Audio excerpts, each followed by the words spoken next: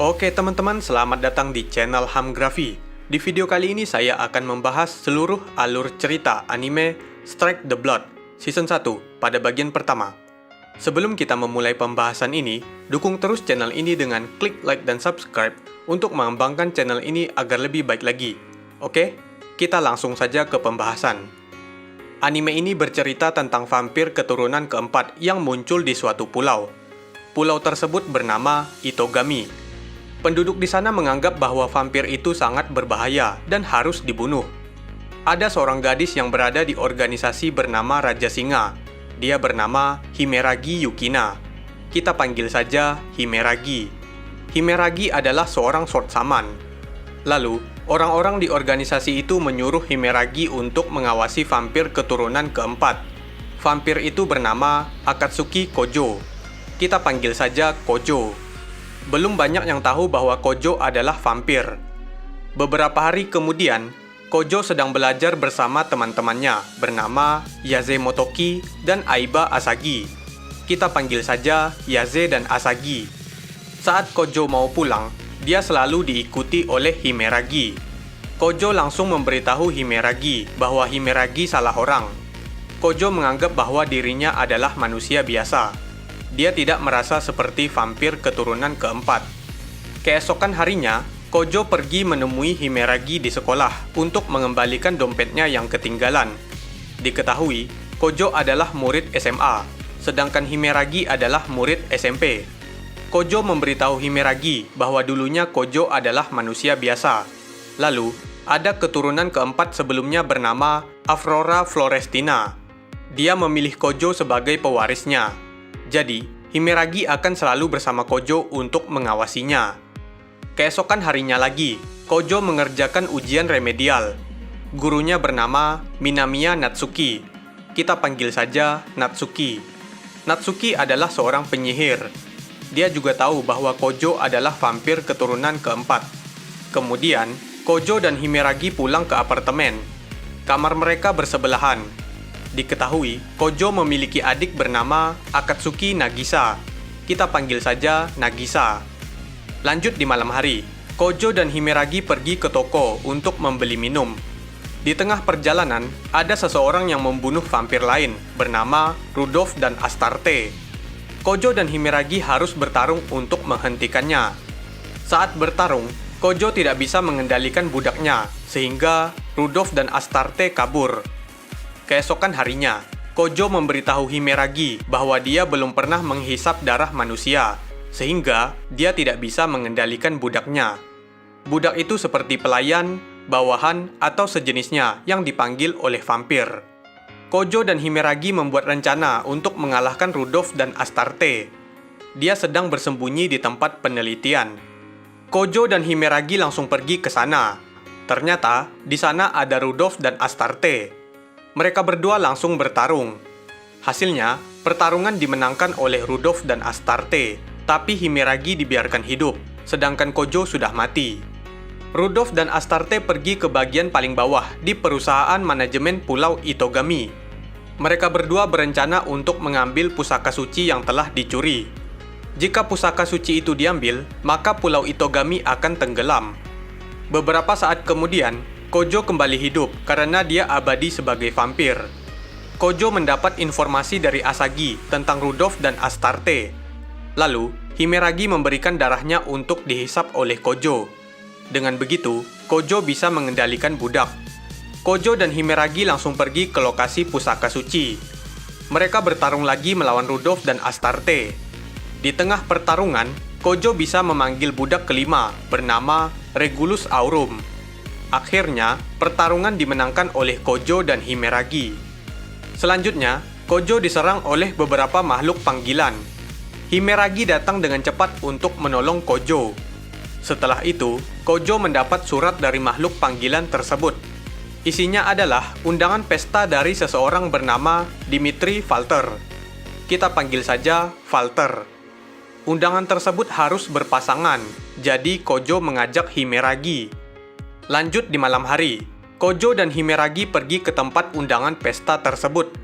Tempatnya di sebuah kapal. Di sana ada Walter. Dia adalah vampir yang melayani vampir keturunan pertama. Walter juga memiliki pengawas sementara bernama Kirasaka Sayaka. Kita panggil saja Sayaka.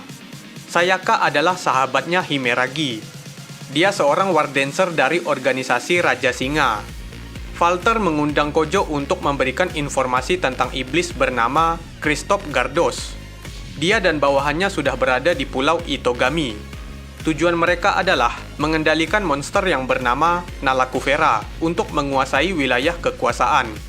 Walter akan membunuh mereka dengan budaknya, tapi kemampuan budaknya dapat membuat Pulau Itogami tenggelam.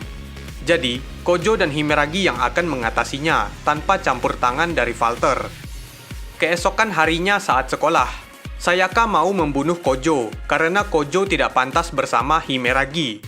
Di tengah pertarungan, Himeragi menghentikan pertarungan mereka. Akhirnya, Sayaka baikan dengan Kojo.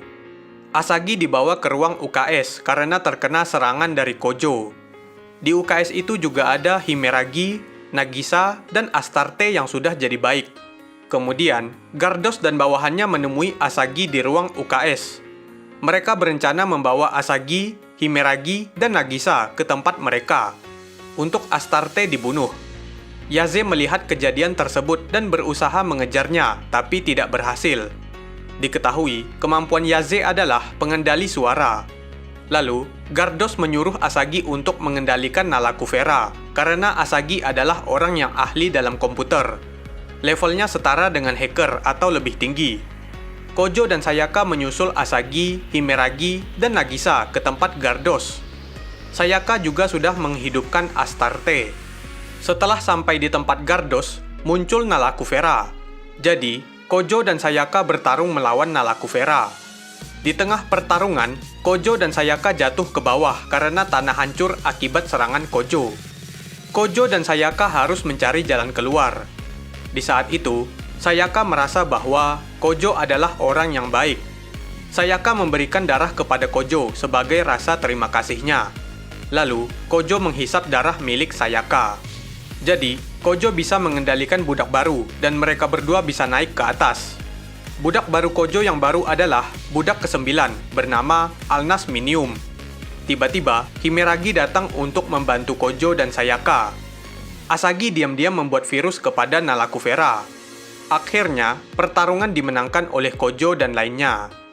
Beberapa hari kemudian, Nagisa memperkenalkan temannya kepada Kojo dan Himeragi. Dia bernama Kanase Kanon. Kita panggil saja Kanon. Nagisa menyuruh Kojo dan Himeragi untuk membantu Kanon mengurus beberapa kucing yang dirawatnya. Diketahui, banyak keluarga Kanon yang sudah mati akibat peristiwa kecelakaan. Lanjut di malam hari, Natsuki meminta Kojo untuk menemaninya. Himeragi juga ikut karena dia adalah pengawas Kojo. Natsuki memberi informasi bahwa ada 2 orang bertopeng yang saling bertarung dan 2 orang tersebut bisa terbang. Natsuki menyuruh Kojo dan Himeragi untuk membantu menangkap mereka. Ternyata, salah satu dari 2 orang bertopeng tersebut adalah Kanon. Jadi, Kanon langsung kabur, sedangkan satunya sudah mati dibunuh Kanon. Keesokan harinya, Kojo dan Himeragi pergi ke perusahaan bernama Megus Craft. Mereka berdua mencari Kanon karena dia tinggal di sekitar situ.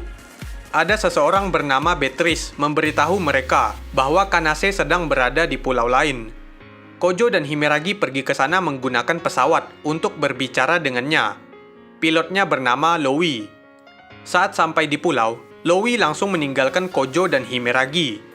Mereka ditipu oleh Beatrice dan Loui. Lalu, mereka harus bertahan hidup sampai ada pertolongan. Lanjut di malam hari, Kojo dan Himeragi diserang oleh pasukan dari perusahaan Megus Craft. Di tengah pertarungan, mereka berdua ditolong oleh seseorang. Dia bernama La Folia Rihavein. Kita panggil saja Folia.